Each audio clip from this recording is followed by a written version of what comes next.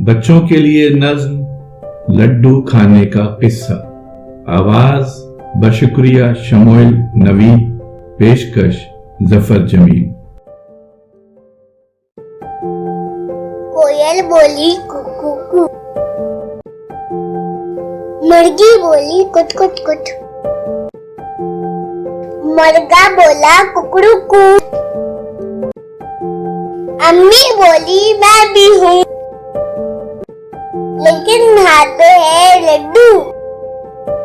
घंटा बोला ton ton ton, गाड़ी बोली चुक चुक चुक, चिड़िया बोली चू चू चू,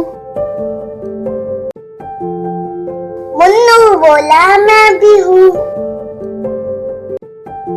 लेकिन मैंने खाया लड्डू। दुनिया की ये सारी रौनक है सारी दुनिया का हक।